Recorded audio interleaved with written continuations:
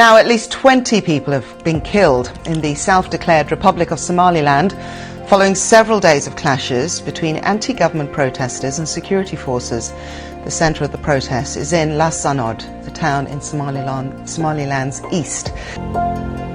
The Somaliland security forces use lethal force against protesters that demand self-determination for the Sool, Sanaag and Ain regions, which have been under the control of Somaliland since 2007. habeenkii lixaad ayay magaalada Laascaanood ee xarunta gobolka Sool u tahay oo ay banaanka yaalaan meydadka dad shacab oo aan waxba galabsan ayna dileen si bareer ah ciidanka Somaliland. wararka trapeelka ee ka imaanaya magaalada xarunta waa gobolka Sool ee Laascaanood ay waxay sheegayaan in tacadiyo waaweyn iyo gobol ay halkaas ka dhaceen kadib markii isgaarsiintii korontada iyo khadkii intaba laga gooyay magaalada ayadoo la sheegay in cusbitaalada meydadka aan wali la aasin ee 8 maalmood yaala ay u muuqdaan kuwa markii korontada laga gooyay xaaladda sii xumeeyay. magaalada Laascaanood ee xarunta gobolka Sool ayaa waxa soo noqnoqonaya dilal qorshaysan oo lagu ugaarsanayo haldoorka iyo nin garboodka deegaankaasi ka dhaqaaqaya. xarunta gobolka Sool ee Laascaanood dibadbax toddobaadkii labaad galay ayaa ka socda. dareenka bulshada ku nool magaaladaasi ayaa kacay kadib markii uu xumaaday amniga magaalada. Somaliland ayaa dad banaanbaxayaal ku leynaysa Laascaanood dhowrkii maalmood ee la soo dhaafay.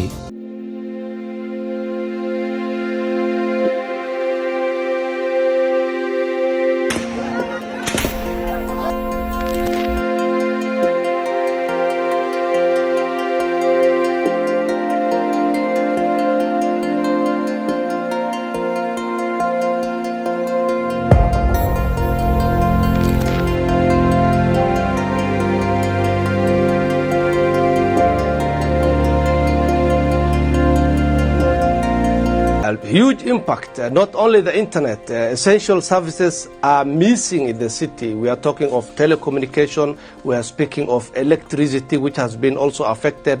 And you know, most in this part of Somalia and Somaliland, this disputed area, people mostly are cashless. They use mobile money to purchase things, and this has impacted their purchasing power.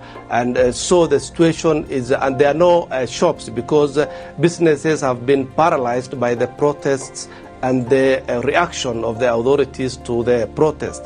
So people have started actually leaving the city to neighboring localities in search for peace. But you know, that doesn't mean again the situation is calm now because protesters are coming out and authorities are also using force to make sure that they stop the daily protests that are happening in the city.